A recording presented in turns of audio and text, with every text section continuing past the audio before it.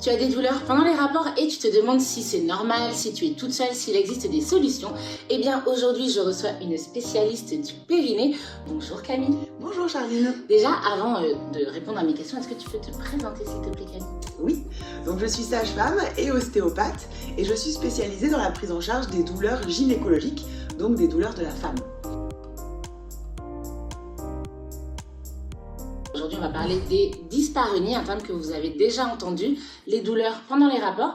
Est-ce que tu peux nous dire s'il y a différents types de douleurs pendant les rapports ou s'il y a vraiment qu'un type et est-ce que ça concerne tous les rapports, tous les types de couples, hétéro, homo? Alors effectivement, on parlera ni d'homosexualité, ni d'hétérosexualité, ni de n'importe quel type de sexualité, puisqu'en fait, les douleurs, c'est les douleurs quand quelque chose rentre dans le vagin. Okay. Donc on peut avoir trois types de douleurs. On peut avoir une douleur au moment où quelque chose rentre dans le vagin, un pénis, un tampon, un sextoy, un doigt, etc. etc.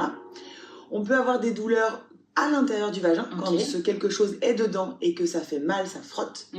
Et on peut avoir des douleurs au fond du vagin quand ça bute sur le col. Ok, et ça porte des noms différents ou juste on parle de dyspareunie pour ces trois types de douleurs? Pour les douleurs du fond, on appellera ça des douleurs balistiques. Ok.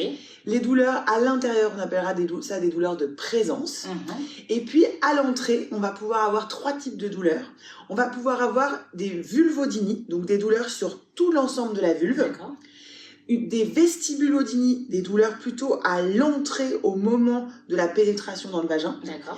Et puis on va pouvoir avoir du vaginisme, c'est-à-dire qu'on ne peut même pas approcher la vulve que ça fait déjà mal. Ok, donc ouais, donc finalement, il n'y a pas vraiment le rapport, ça s'arrête avant parce que c'est pas possible. Super, d'ailleurs, merci d'avoir ramené cette magnifique vulve qui est splendide. On va pouvoir zoomer dessus pour la montrer. Et donc là, tu parles des douleurs pendant les rapports, quand il y a pénétration, quand il y a présence de quelque chose. Est-ce que ces douleurs, elles ont lieu que au moment où il y a contact ou c'est des douleurs qui peuvent se poursuivre également après le rapport? Évidemment, malheureusement, les douleurs peuvent être au moment de la pénétration, les douleurs peuvent être pendant le rapport, et bien sûr les douleurs peuvent perdurer après le rapport, à type de petite fissure qui va saigner, gonflement, œdème, hypersensibilité cutanée quand par exemple la patiente va uriner derrière. Donc ça peut durer quelques minutes, quelques heures, quelques jours. Et est-ce que tu sais quel est le pourcentage de la population qui est touchée par ce type de douleur? Oui, alors les dernières études montrent que 15% des femmes ont des douleurs pendant les rapports, c'est-à-dire à peu près une femme sur 5 qui a ou aura un jour des douleurs pendant les rapports. Ouais, et c'est ce qu'on se disait finalement, potentiellement une femme sur 5, sachant que c'est un sujet tabou, même si les études sont plutôt récentes, il y a encore une dizaine d'années, on en parlait très peu. Donc, est-ce que les gens ont osé dire qu'ils avaient des douleurs? Du coup, moi, l'autre jour, je vous ai posé la question en story Instagram pour savoir, parmi vous, la population qui a vu cette story, quel est le pourcentage de personnes qui a déjà eu ou qui a actuellement des douleurs pendant les rapports, et vous avez été 88%, sachant qu'il y a eu 13 000 réponses à me dire que vous avez déjà eu ce type de problématique, et parmi ces personnes-là, vous avez été 50% pour qui c'est récurrent, donc c'est beaucoup, donc c'est un vrai sujet. Mais surtout, je vous ai demandé également si vous en avez parlé à un professionnel de santé. Vous avez été à peu près 50-50 à dire oui, non, et ceux qui ont dit non, c'est surtout à cause de la honte, et aussi certains ont dit, en fait, je pensais que c'était normal, ou on me dit que c'est dans ma tête et du coup, est-ce que c'est vraiment nécessaire d'en parler à mon gynéco parce que de toute façon, quand je regarde, il n'y a rien. Est-ce que finalement, quand on a des douleurs pendant les rapports, on ne devrait pas d'office aller directement consulter un psychologue? Alors, je ne pense pas qu'on ait besoin de commencer par un psychologue parce que c'est un fait, ce n'est pas dans votre tête, ça c'est important. C'est un problème cutané, d'hypersensibilité cutanée. L'aspect de votre vulve peut rester strictement normal. Et nous, les professionnels de santé, on n'est pas très bien formés sur ce sujet-là.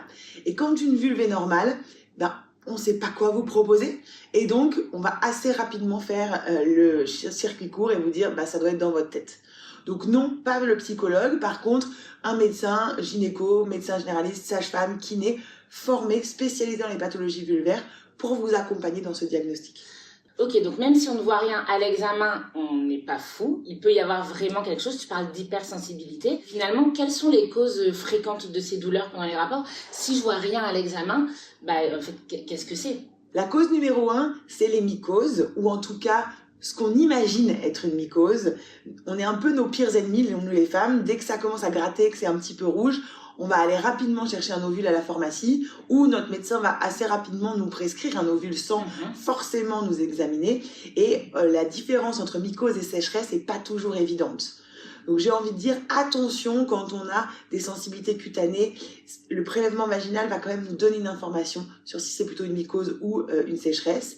Et puis après, il peut y avoir plein d'autres types de problématiques qui soient de l'ordre du post-accouchement, de la ménopause, de pathologies dermatologiques, bien sûr de violences qui pourrait y avoir, qui pourraient être à l'origine de ces douleurs. Je reviens sur mycose sécheresse parce que c'est souvent ce que je vois souvent au cabinet. Cette sensation, on parle souvent de brûlure, plus ou moins de grattage, de vulve peut-être parfois qui est rouge ou parfois même pas du tout. Mais cette sensation de oui, c'est désagréable lorsqu'il y a des rapports et puis ça brûle après que je fasse pipi. Et du coup, j'ai l'impression d'avoir une mycose. Donc tu me dis que en fait, dans plein de cas, c'est pas une mycose si on n'est pas sûr. On peut se dire c'est de la sécheresse, donc ça veut dire que comme quand c'est l'hiver et que j'ai les bras qui tirent parce que ma peau est sèche, juste la sécheresse peut être un problème, ce qui finalement est un peu une bonne nouvelle parce que c'est l'un des trucs les plus simples à traiter. C'est effectivement une bonne nouvelle à partir du moment où on arrive avec le doigt dessus et donc on met en place les bons traitements et on arrête les antifongiques à répétition. Alors qu'on va plutôt passer sur des hydratants. Alors j'ai lu aussi pas mal d'idées reçues qui sont revenues, donc j'aimerais t'en parler. Est-ce que c'est possible qu'il y ait une incompatibilité en termes de taille, vulve pénis, vulve sextoy, qui crée des douleurs tout simplement? C'est très peu probable. Je dis pas que ça peut pas arriver, mais c'est quand même pas la majeure partie du temps. Ce qu'il faut bien voir, c'est que l'entrée du vagin, c'est quand même souple et élastique en théorie, donc déjà sur la peau. Et puis le muscle qui est derrière, pareil, il va avoir tendance à pouvoir s'étirer pour laisser rentrer quelque chose de taille variable dans le vagin. Donc on va pas se précipiter sur cette cause-là et demander à la personne de changer de partenaire. Non, pas du tout. On va nouvelle. Voilà, on va mettre en place d'abord des thérapeutiques, nous en tant que sage-femme ou kiné, pour aider au relâchement musculaire.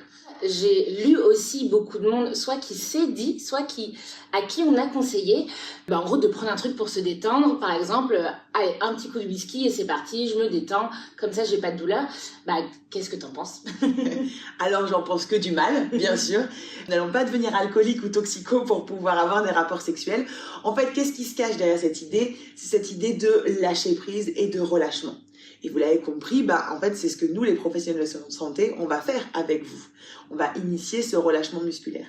Venez consulter plutôt des professionnels de santé plutôt que de boire un coup avant d'avoir des rapports sexuels. Oui, parce que finalement, si vous vous dites je me détends une fois, est-ce que je vais devoir me détendre avec de l'alcool avant chaque rapport? Et finalement, on a vite fait d'être tout simplement dépendant de ce coup d'alcool. Alors que si on apprend avec quelqu'un à se détendre et à se relâcher et qu'après on est capable d'expliquer ça à notre partenaire, finalement, en fait, juste vous travaillez sur le long terme. Donc, good news. Exactement. Tu l'as dit, les professionnels, ils sont pas forcément énormément formés. Alors déjà qu'on peut avoir peur d'en parler, on peut avoir peur aussi de ne pas tomber sur une bonne personne. Comment on fait pour trouver quelqu'un? Alors, pour trouver un professionnel de santé, on pourra malheureusement pas ici donner de nom, puisque ça s'appellerait du compérage, mais vous allez pouvoir vous rapprocher d'associations autour de la pathologie vulvaire, où vous pouvez aussi taper dans les moteurs de recherche sage-femme ou kiné spécialisés en douleurs périnéales. Grâce par exemple à Doctolib, vous avez des consultations spécialisées là-dessus et donc pouvoir vous rapprocher soit des associations, soit de ces professionnels de santé-là pour pouvoir trouver quelqu'un qui va vous accompagner. Et c'est important, il faut ouvrir la parole sur ces douleurs, il faut pas se laisser faire quand on vous dit que c'est dans votre tête ou qu'il n'y a rien à faire, c'est pas vrai. Il y a vraiment des solutions qui permettent d'apporter une guérison. C'est normal d'avoir peur de ne pas tomber sur la bonne personne et d'être jugé. Premièrement, faites-le pour vous, mais aussi, dites-vous, à chaque fois que vous parlez de cette problématique à un soignant, ce soignant se dit, tiens, ça fait 1 personne, 2 personnes, 10 personnes qui m'en parlent, et en fait, j'ai pas les clés, j'ai pas d'annuaire à lui donner. Donc, également, en fait, nous, en tant que professionnels de santé, on grandit et on se forme grâce aux patients qu'on reçoit. Et donc, c'est vrai qu'on est de plus en plus nombreux à se former à ce type de douleur parce que les femmes en parlent de plus en plus. Enfin, là, je parle des femmes parce que vous êtes mon public, mais ça peut toucher d'autres personnes. Mais vous aurez compris qu'on parle des vulves. Mais voilà, on se forme aussi et en tout cas, on s'informe sur qui est capable de prendre en charge ça autour de chez nous parce qu'on rencontre des patients qui ont cette problématique. Et du coup, Camille, en attendant que les personnes qui nous regardent trouvent un professionnel de santé compétent et à l'écoute, est-ce que tu aurais 2-3 conseils pratiques là qu'on peut mettre en place sans un avis médical en amont, sans prendre de risques chez soi? Alors, vous l'avez compris, le principe de la pathologie, c'est d'avoir une hypersensibilité cutanée, souvent de la sécheresse et souvent une hygiène un peu trop importante. Donc déjà, on va essayer de limiter l'utilisation des protège-slips, des serviettes hygiéniques de manière générale, des lingettes, des savons qui ne seraient pas adaptés, de laver plutôt l'extérieur de la vulve et pas l'intérieur. Ensuite, on va pouvoir utiliser des huiles végétales, notamment de l'huile d'onagre, qui est un phytoœstrogène et donc qui va apporter de la souplesse à la peau et aux muqueuses, que vous allez pouvoir appliquer sur les lèvres externes, les lèvres internes, à l'entrée du vagin pour apporter du confort localement. Et puis, vous avez compris la troisième chose, c'est qu'il y a une hypercontraction musculaire. Et donc, vous allez pouvoir mettre en place un exercice pour mobiliser votre périnée. Et je vous encourage à le faire avec nous. Ok, attends, dis-moi. Donc je m'installe droite sur ma chaise. On s'installe droit sur sa chaise, les pieds à plat sur le sol. Vous allez imaginer que votre vagin, c'est comme une petite grotte, avec les parois et le plancher qui sont faits du muscle du périnée. Vous imaginez qu'à l'entrée de cette grotte, il y a un pont-levis, comme dans un château fort. Et vous allez imaginer qu'à l'inspiration, vous allez serrer comme si vous vouliez monter ce pont-levis. Et au souffle, vous relâchez comme si vous vouliez le descendre. Donc, vous le faites sur un souffle normal. J'inspire, je serre, je souffle, je relâche. Alors, je vais quand même rebondir parce que donc, tu sais que j'accompagne des personnes en rééducation périnéale et moi, je leur dis l'inverse. Je leur dis de contracter sur l'expire. Donc là, peut-être que toutes les personnes qui font de la rééducation se disent « je comprends pas, c'est complètement l'inverse de ce qu'on me dit ». Pourquoi on fait l'inverse de ce qu'on recommande en rééducation périnéale? Parce qu'on est dans la problématique inverse. Après un accouchement, on a tendance à vouloir retonifier le périnée. Et là, on est dans un périnée qui est trop tonique. Donc en fait, le temps du souffle, c'est le temps du travail. Okay, si je veux resserrer, je souffle sur l'expire. Si je veux relâcher, je relâche sur l'expire. Ok, trop bien. Donc du coup, ça dépend de votre problématique. Dans ce qu'on fait quand on expire, ça dépend si j'ai besoin de tonifier ou si j'ai besoin de relâcher. Exactement. C'est ce que je fais. Ok, merci Camille. Est-ce que pour terminer cette vidéo, tu aurais un dernier mot, un dernier conseil, un truc que tu as envie de dire aux personnes qui nous regardent? Ben bien sûr, j'ai envie de vous dire que vraiment c'est pas dans votre tête, que c'est pas de votre faute, que ne culpabilisez pas d'avoir ces douleurs-là, qu'il faut continuer de chercher un professionnel qui va vous accompagner et qui va vous amener sur le chemin de la guérison, parce que 8 patientes sur 10 guérissent complètement de ces douleurs-là. Merci beaucoup Camille. Merci à tous d'avoir regardé cette vidéo. J'espère que ça vous aura aidé. C'est un sujet très important, donc on en reparlera avec grand plaisir. Si vous avez des questions, vous pouvez les poser en commentaire, bien évidemment. Il n'y a pas de consultation en commentaire, mais si vous avez des questions d'ordre général, vous pouvez les poser en commentaire.